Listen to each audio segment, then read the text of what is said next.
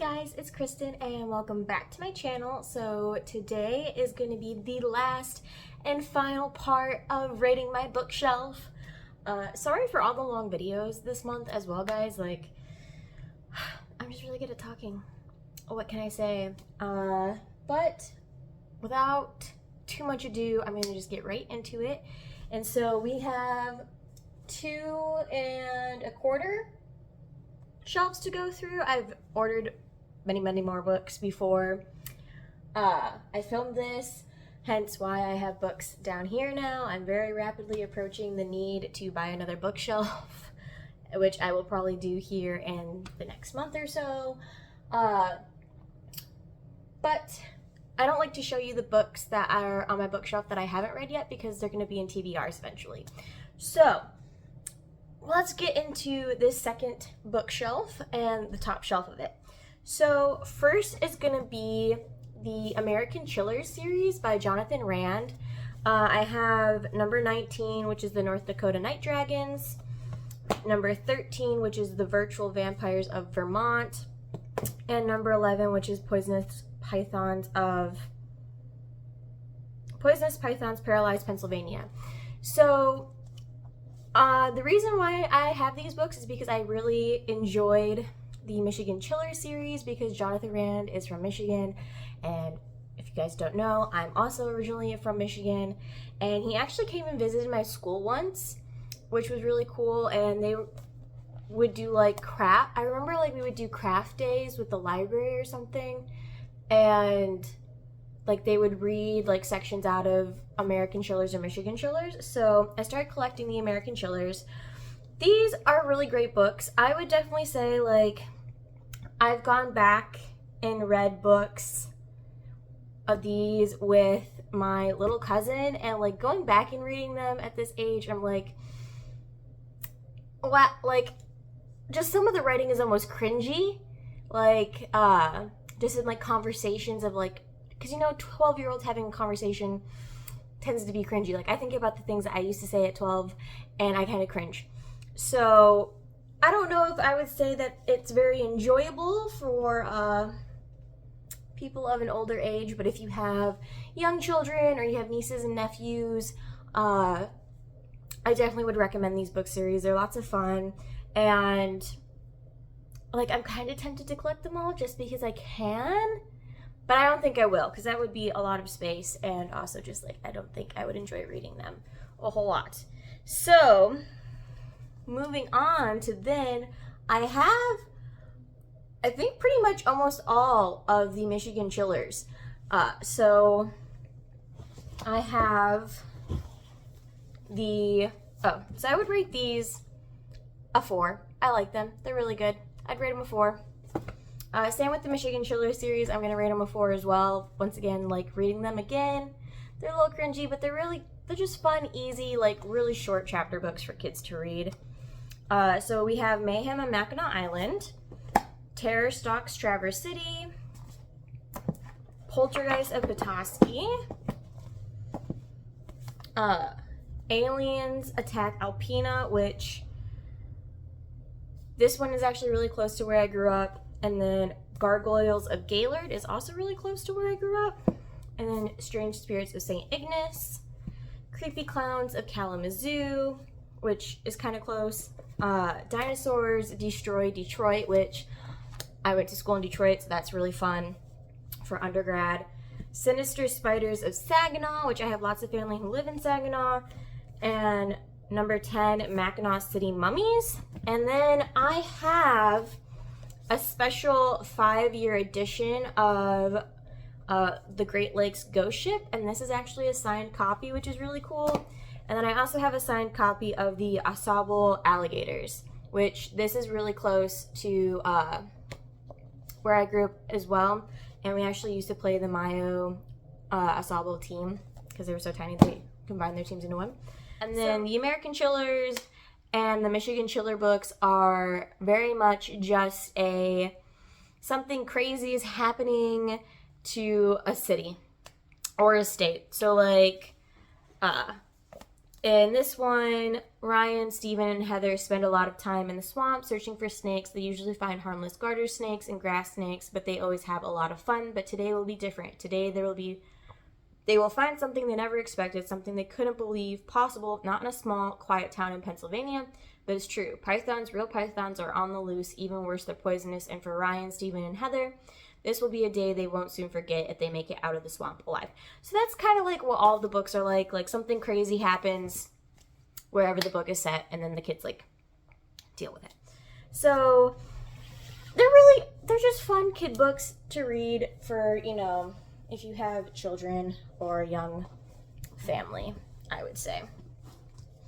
So moving on from there, we have the Miss Peregrine's Home for Peculiar Children series.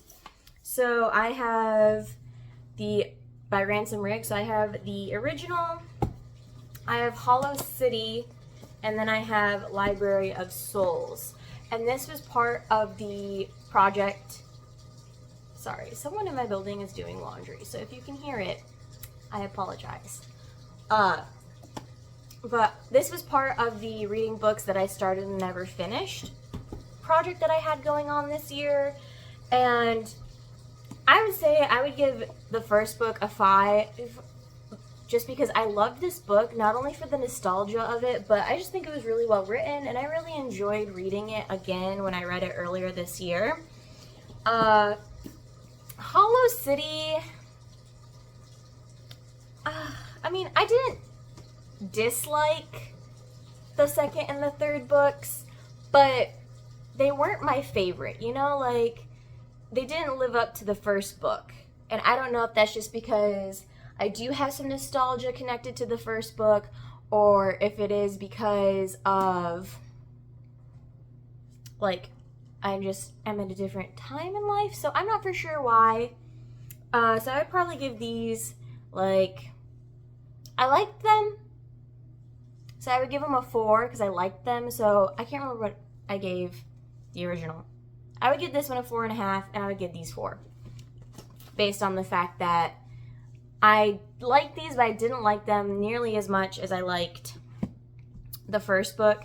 And I think that the way they ended it is kind of almost like a cheap shot way of ending it, in my opinion. But it's a good book series to read if you're looking for something to read. So Miss Peregrine's Home for Peculiar Children is about this boy. His grandfather has just died. His name is Jacob. And his grandfather's always told him crazy stories about all these kids with special abilities that live in an island, and like all these scary creatures that are trying to come after him, because his grandpa, before he died, was starting to lose his memory. I think he had Alzheimer's. And so in order to help heal the trauma of the situation and of seeing these horrible monsters in the woods with his grandfather where he died, he goes to the island that his grandfather grew up on in an orphanage, and he ends up finding the kids and realizing they're in a time loop, and they do have special abilities, and that is why they're in a time loop, to keep them safe. And then he ends up leading the bad guys to there. And so in order for everybody to keep living, because if you go back to the present day, all these kids who have been stuck in a time loop for like 100 years immediately get all the years back to them and they die. So in order to avoid that, they go into another time loop to run away, and the bad guys are collecting the caretakers of the children. And so they're trying to find like the head caretaker in here and help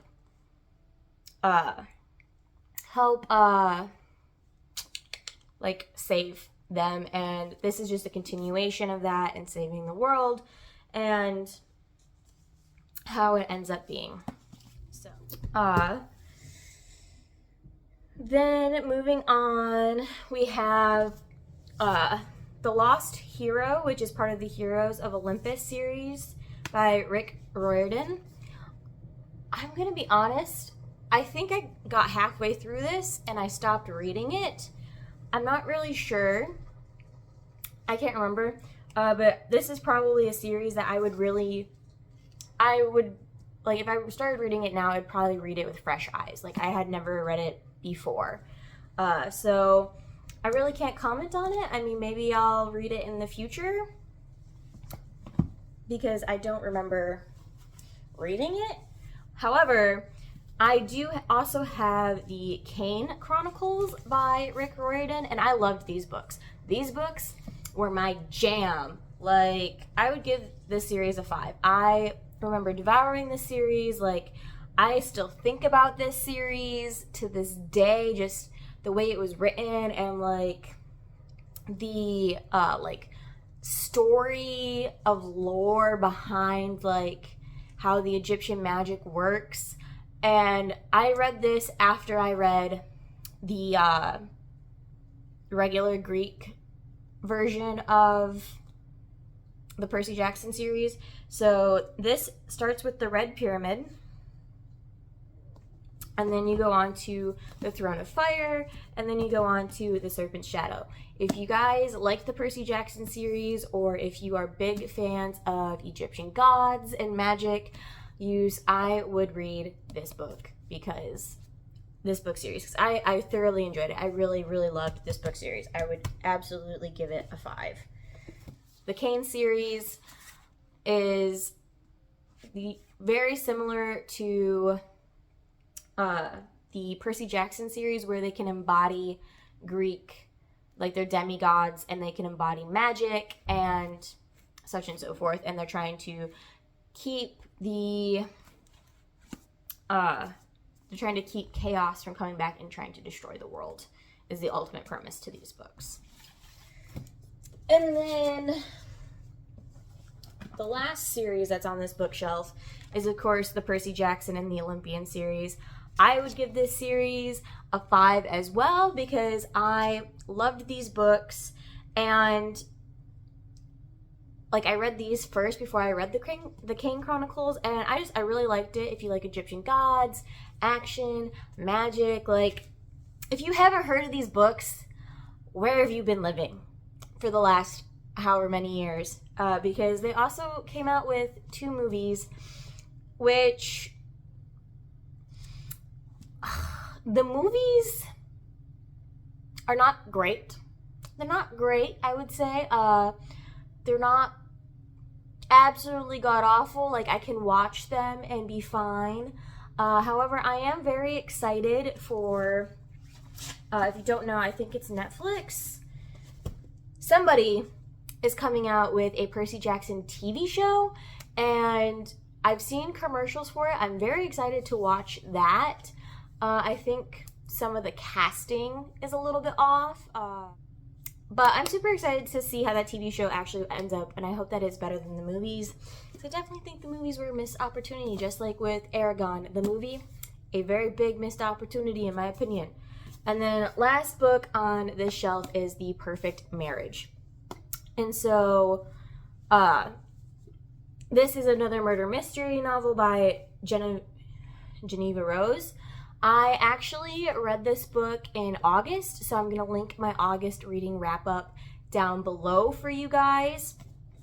And I ended up giving this a 4-star, I think. And the only reason why I gave it a 4-star and not a higher score is because you kind of go through this journey, and it didn't end the way that I expected it to end. Like, you get the real ending, the real explanation in the last, like, 10 pages, which I don't like. I don't personally like having to read 300 pages for, like, the last, like, 10 pages to really be, like, the page twist turns, like, answering stuff. Like, I want all this turning stuff to happen throughout the book, which it did, but I just don't think that it ended the way that I personally perceived it ending.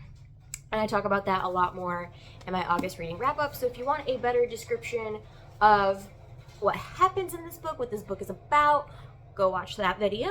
Shameless plug. But basically the premise is a wife.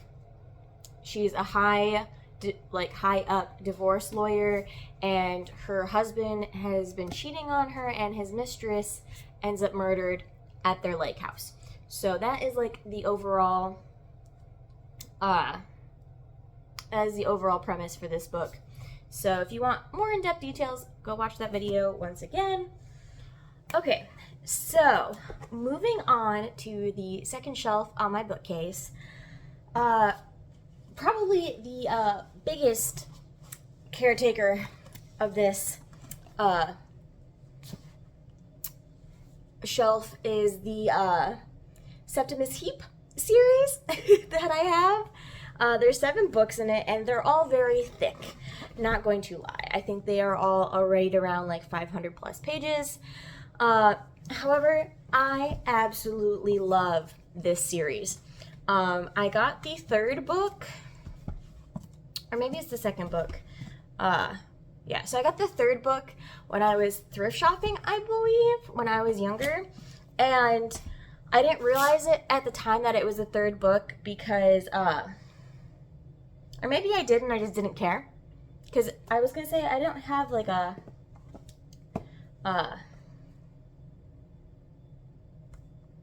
book cover, the when you can take this off, because I think it's a book cover. I don't know. English is not helping me today, but it does say on the book 3. So don't know why my little brain did that, but my little brain did, and I'm very happy that I did, because I really enjoyed that book, and I just never got around to buying them, like I've told you guys numerous times before. So I really made it my personal mission to buy these books and read these books this year, which I ended up reading them, I want to say closer to March-ish timeline. So to rate individual books, I can't. It's just been so long. And you know when you binge a book series, like you only remember like the plot points. You don't really remember like every single detail. So I wouldn't be able to give an accurate rating for each individual book, but this book series as a whole I would say is a 5. Like if you like magic, if you like treachery, betrayal, assassins, family, adventure, like this is the book for you. Like you're gonna love this book series. And so the first book is Magic, and in this book the queen of this country is murdered right after she has her baby, and the person in charge brings the baby princess to the Heap family, and the Heap family have 7 kids, and so typically in Magic, the 7th son of the 7th son is going to have really great powers, magically speaking, and so their 7th son, Septimus, died, or at least that's what they think. So the person in charge of the magic community brings the Heaps the baby princess to protect and keep, because they just had a baby and nobody, I don't think they knew that they were expecting a son, because this is like very medieval time-esque. And so you get the snapshot of her growing up 7 years later, or I think it's 7 is 10. It's far down the line. You get her birthday, and she has to go back to being the princess in order to be able to defeat, because the organization who murdered the queen took over the country and like really have like ran it down, and it's not good anymore for the government and everything.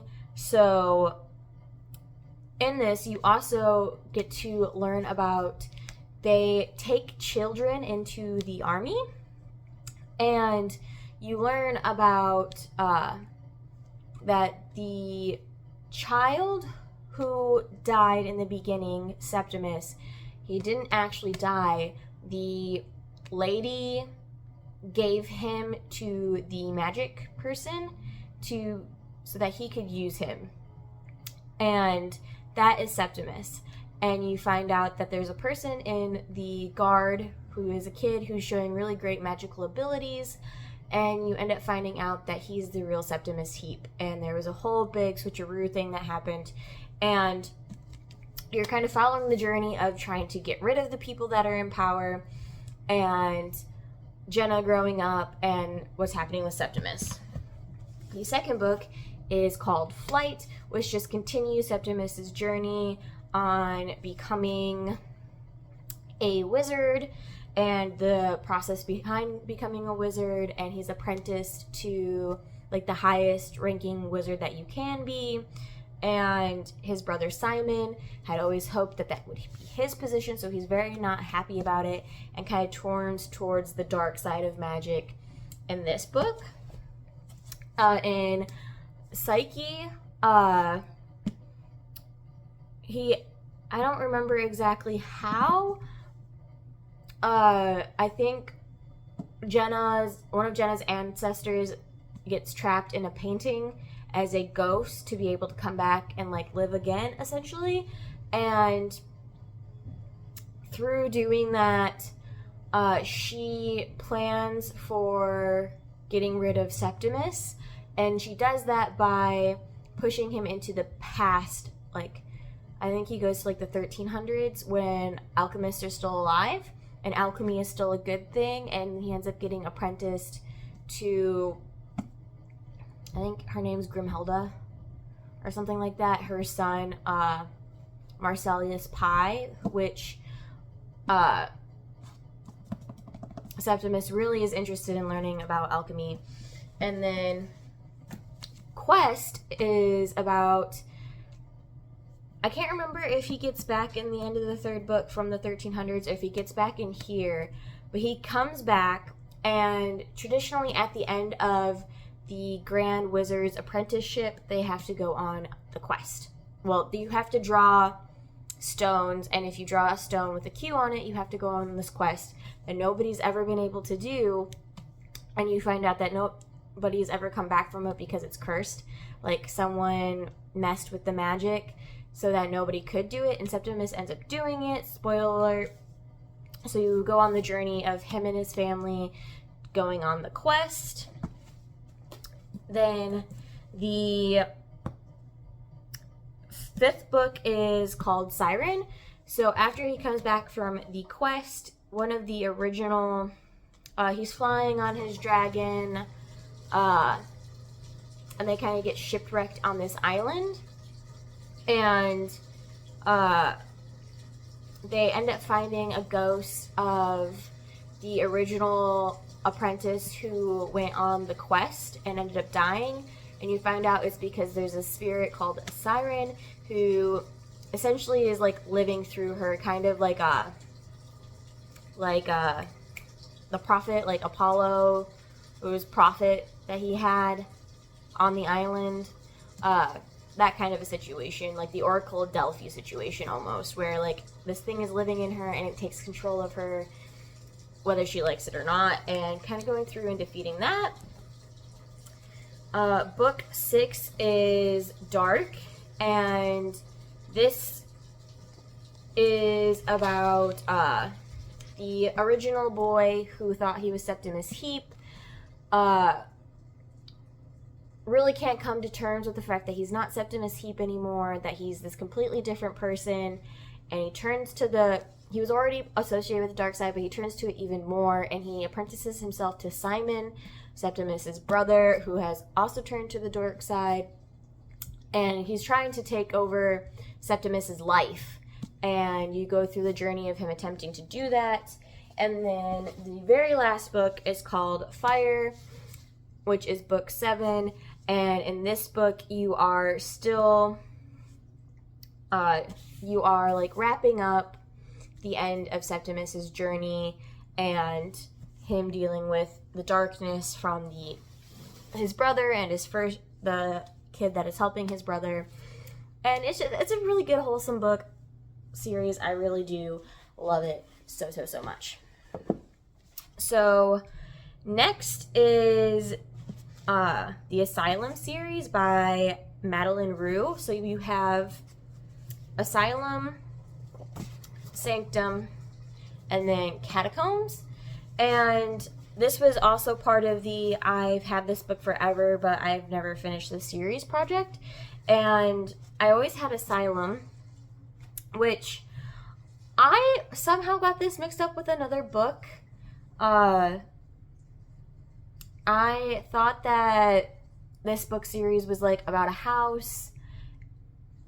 I will talk about that book in my rating books that are not on my bookshelf that I've read, because I've actually found out that that book was on, I think it was my Kindle or it was my iPod back in the day, and that I somehow mixed this up with.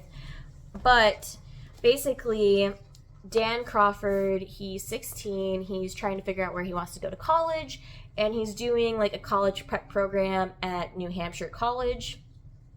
And the college is actually an old asylum, and you kind of meet these other characters in this, and like strange things are happening at the program, like people are dying, and you end up finding out that it's because this Dan Crawford has a connection to the original warden Dan Crawford, who was doing like really terrible experiments on the patients that lived there. And then Catacomb is following that. It's their senior year, and they're taking a trip to visit Jordan's uncle in New Orleans, which we meet Jordan in the first book, and weird things keep happening to Dan, and a group called the Bone Artists have like a sinister fascination with notorious killers of the past, and Dan gets caught up in that because Dan is adopted, which is how you kind of figure out that he's related to the old warden, and he's kind of on this journey looking for his mom. And so then, this is the third book. I messed that up. The second book is Sanctum, which it's the summer, so it's after the summer has happened from the first book, and Dan and Abby and Jordan all get these old timey photos of a carnival that date back to Brookline, which is the asylum.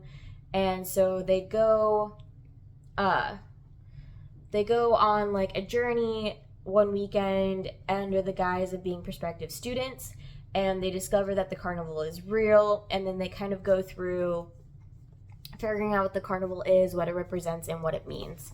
And then you have Catacomb, which is the last book where they go to New Orleans, and everything kind of gets wrapped up and connected back to the first book. Either way. So you have Eden's Shadow by Jenna Ryan. This is another book that my Aunt Kathy gave me once upon a time, and like a specter, Detective Armand Lamorte moved with the shadows stealthily and secretive, and was an expert tracker. Crescent City criminals didn't have a chance when he was on their trail, and no woman had a chance of resisting his native-born allure. Eden Bennett was no exception. In her darkest hours, Armand offered her strength and safety, while a decades-old mystery threatened to destroy what was left of her family. Ensconced in Armand's cloak of security, she knew no danger, but a killer was closing in on both of them. So I don't really remember reading this book. I'm going to give it a 4 because I remember liking the book at the time, but take it with a grain of salt.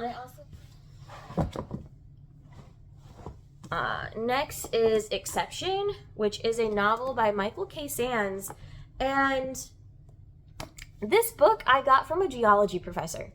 So, story time. I took dual enrollment classes at my high school, and one of my classes I took was a geology class, and in that geology class I had a professor, and after the end of the semester he wrote this book event at some point in time. I don't remember if it was recent when he wrote it. Excuse me, let me see.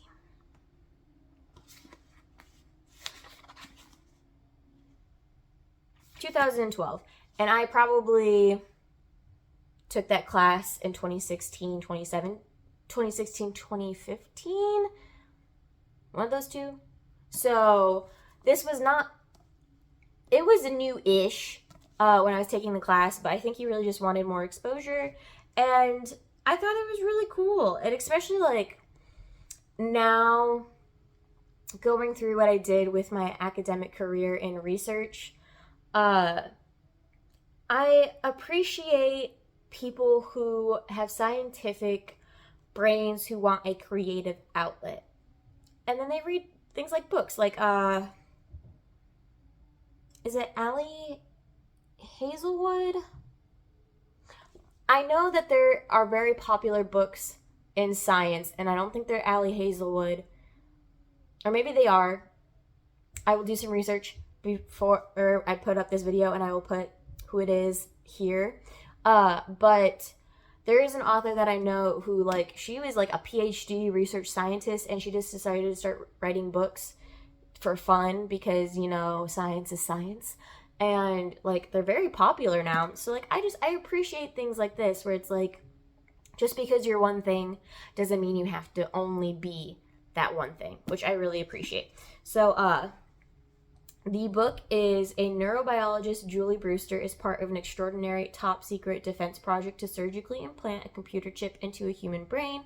One of the surgeons at her cybernetics and medical research company was killed in what has been ruled an unfortunate accident, but Julie suspects that it was no accident at all, and she's determined to find out what really happened. Needing help to get classified information for her company's computer system, Julie enlists the aid of a computer expert, her former lover, Jason Coulter. Still in love with her, Jason wants more than just answers as they begin to discover the alarming truth about the brain device under development. What they learn turns deadly, hunted by both the authorities and a mysterious enemy who seems to know their every move. They are closing in on the information they need to save themselves and others, but time is running out. And I remember liking this book when I read it, so I'll give it a 4. Like, I remember, especially for, like, you know, because, like, you have an idea of someone and you're like, oh, like, is this book actually going to be interesting? And it actually was interesting. And, you know, go him. Go him. That was by Michael K. Sands. So, shout out to my geology professor from one year. So, next is the series of unfortunate events, which I am missing 4, 5, and 6. And I think it's because my brother might have stolen them at some point in time. And in between him stealing them and me moving, I no longer have them in my possession. Obviously, I'm pretty sure everyone knows a series of unfortunate events and has watched the movies / has also watched, I think there's a TV show out now too. Correct me if I'm wrong. I think there's both a television show on Netflix and I think, you know, there's the original movies. And so, I'm going to be honest. I can't remember if I read these books or not. Because, like, you know, when you're like, oh, yeah, I read these books. But then it's like, did you actually read these books? Or do you just remember everything from the media? And that's why you think you've read these books. So I'm not entirely sure. So I'm not going to give you guys a rating. But they are on my bookshelf. I think at one point I did read them. Because I remember, like, the typey situation. But you know what? I'm not 100% sure, so I don't want to give y'all false information. From what I know, and from obviously being turned into both a movie and a TV show, it's very popular and people enjoy them. And then the last book that is on this bookshelf is They Both Die at the End, which I read this in October. This was the book that I didn't expect to be reading in October. I thought I would finish it up this month in November, and I didn't. I read it entirely too fast. And so, I think I ended up giving this a 3-star. I really did not float my boat. Go watch my October reading wrap-up. I think this is in the part 2 if you don't want to watch the part 1, but I mean, I would recommend watching part 1 and part 2. But if you guys don't want to do that, because I know those videos are also very long videos themselves, this is in part 2. And basically, the story is that in this alternate world, there's a company that knows when you're going to die within the next 24 hours, and they call you at midnight to let you know. That way, you can tell people how you feel about them, you can go skydiving if that's what you want to do, etc., to live out your last day. And as part of this, there is a app called the Last Friend app, and it allows people who either aren't dying to be friends with people who are dying to ease their suffering, or for other people who are dying on the same day to get together and just kind of have someone for accountability, or, you know, to make your day a little bit better. And so in this book, Mateo and Rufus end up getting the call. They meet each other on Last Friend, and you end up following them throughout their day. And it switches point of view between Rufus and Mateo, and they both end up dying at the end for a very sad reason if you actually like read the book. But I think I gave this a 3 in my original story. If not, I will put up here what I ended up giving it. But I think it was, you know, it just wasn't my cup of tea. Just wasn't my cup of tea. I forgot to mention that the Septimus Heap series is by Angie Shage, and that They Both Die at the End is by Andy Silveria. So, just for your guys' point of reference. But we only have a couple more books to go, because as you can see, there's some books on here that either A, I just bought, or B, I actually read in the month of November, so I don't want to talk about them because they will be in later videos for you guys to enjoy. So we only have a few to choose from, and then you guys may be wondering, well, Kristen, are you not going to do this shelf of books either? Answer is no, because I don't think that these would be interesting to you guys, because, like, the first bit of them are more like witchy books, like witchcraft, spells, that kind of a deal. So they're not like actual like books. And then, you know, like I have a classic, The Beauty and the Beast, that my great grandma gave me, that like I've read, but I don't read often or whatnot. And then like Mother Goose Rhymes, Aesop Fables. I have the Pirates of the Caribbean book, Pirateology, Wizardology. I have a couple of Richie Rich comics, and then I have like my yearbooks. So I don't think this shelf will be particularly interesting for people to know about. So thus, I'm not going to do that shelf. So the first book on this shelf is Getting In by Karen Stabner. I'm not sure how to say it. And I remember liking this book when I read it, so I would give it a 4. This is a book that I have not read in a very long time, and it is basically about 5 different Los Angeles families trying to get their kids accepted into a top college, preferably like elite private ones, and like things that would make their family jealous. So Getting In is just kind of going through these families and these kids' journeys trying to get into like these really elite schools. This is a book that I don't know if I want to keep it or not. Like, I don't think I'll ever read it again. So like maybe I will get rid of it in the end, because that's another thing, is like there would be even more books on this bookshelf, but I've already gotten rid of a few books just because like I read them. I was like, okay, I don't need to keep these books. Because I've done that since the last 2 videos. I actually went through my bookshelf and I was like, okay, I'm going to sell these or donate these and not deal with them anymore. That way I have more space for all the new books that I'm buying, and that way I didn't have to buy a second shelf so soon. So next on the list is Temptation by R.L. Stine, which, yes, it's that R.L. Stine from Goosebumps. And I remember really liking this book when I read it, so I'm going to give it a 4.5. Like, I'm almost tempted to reread it because I liked it so much. And I thought when I had read it originally that it ended on a cliffhanger and there was supposed to be a second book to this. However, I think I Googled it and there was no second book, so I think I might relook at that again. The premise of this book is the vampires of Sandy Hollow crave the summer months. Summer means plenty of beach tourists and plenty of fresh blood after months of deprivation.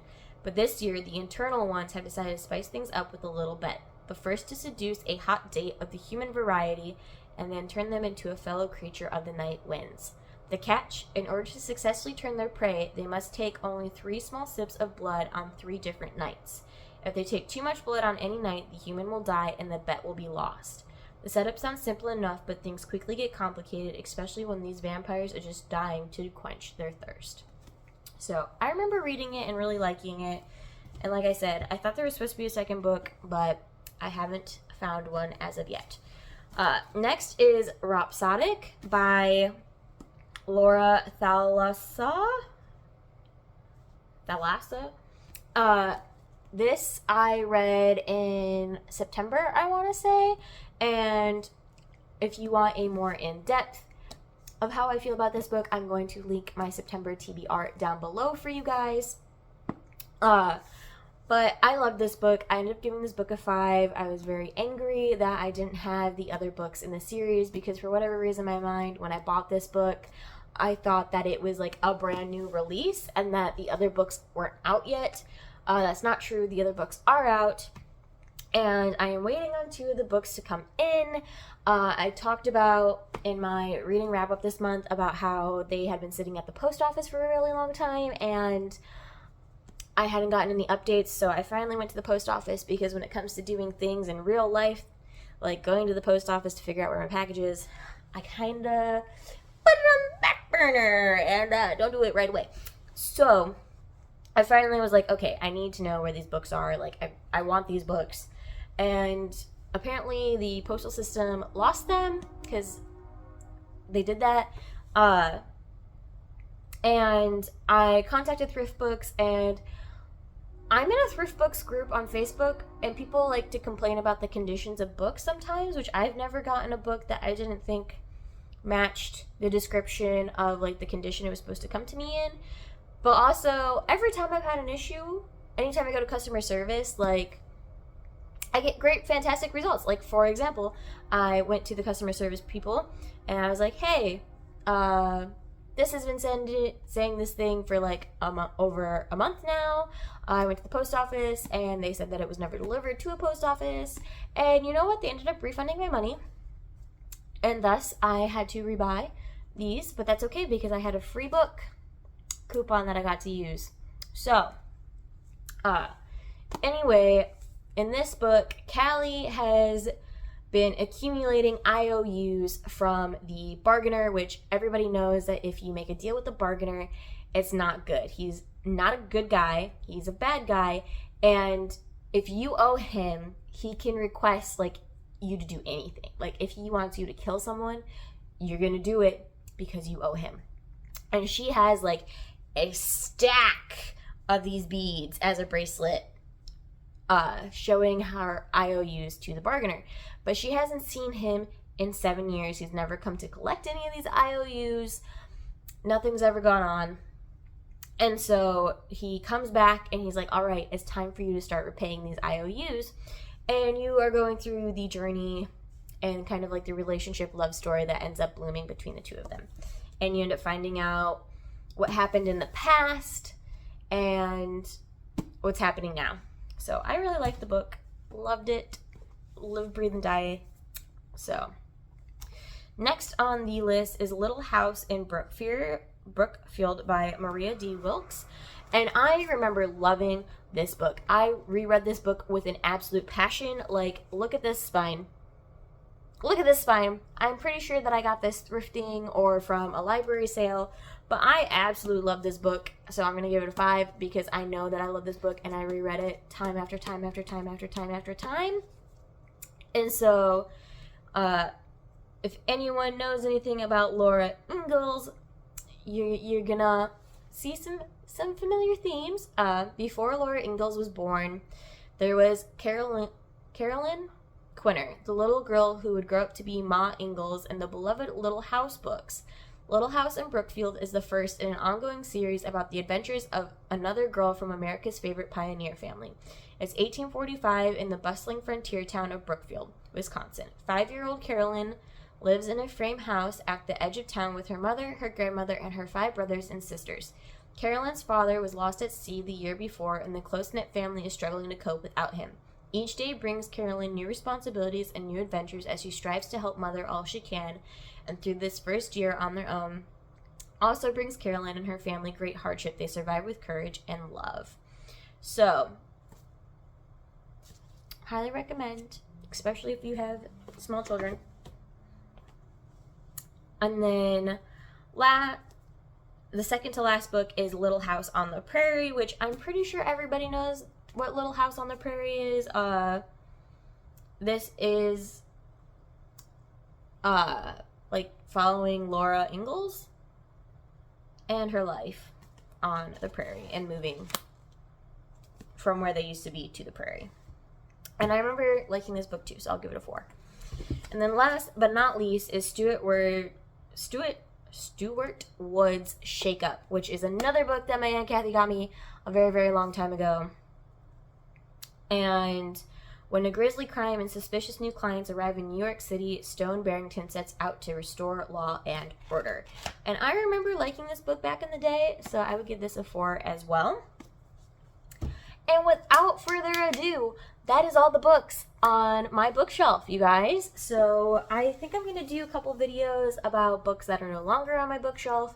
Maybe in a couple months once I've had more time to read more books and kind of get rid of them, because I feel like right now if I did that video, it's going to be a lot of the books from the last like 4 months that I've been reading, and you're not going to get a very accurate representation, or it'll just be a repeat representation, which is boring for you guys. And then I also want to do another video where it's rating books that aren't on my shelf that I read. So like books that I read either because friends gave them to me, or they were on my Kindle, or they were on my iPod back in the day when I used those. So I am going to be doing those at some point in time when I don't know, because I don't want to bore you guys, and I also don't want to, use all my good ideas too soon, just in case I run out. So I hope you guys had a wonderful November and a wonderful Thanksgiving. I am filming this the week of Thanksgiving, which, did you have Thanksgiving plans? Did you enjoy your Thanksgiving plans? All I'm doing is working, because I have to get stuff done in my lab before I leave it. So I'm very busy doing that, and my family lives far away, and I think you guys will remember that I took a vacation in October for 2 weeks with my family, and if you couldn't tell by my shirt, I actually went back to Detroit for the Metallica concerts with my dad, because Metallica was on our list of must-see people. And so as soon as we found out that they were doing a tour this year, we were like, all right, am I coming to Michigan? Are you coming to Detroit? Or are you coming to Texas? Because this has to happen. It can't not happen. And let me tell you, best concert experience of my life. I fist bumped Zoltan Bathory, who is one of the guitar players from Five Finger Death Punch, and I also fist bumped Rob Trujillo, who is the bass player from Metallica. So I was very tempted to cut off my left hand and preserve it for the rest of life, but I decided I needed 2 hands to really do what I want to do in life. So I did not do that. But I will forever remember it, and I will never get over it, and it's definitely the best concert that I've ever been to, because it was 2 concerts for the price of 1, and just Metallica was amazing. All the other people that I got to watch put on a wonderful show as well. I got to see Zakk Wylde for the 3rd time in the 3rd different band. So let me know how you guys this November went. How is your family? If you decided to celebrate with your family, or if you didn't, what else did you do? And I will see you guys in the next video. Bye!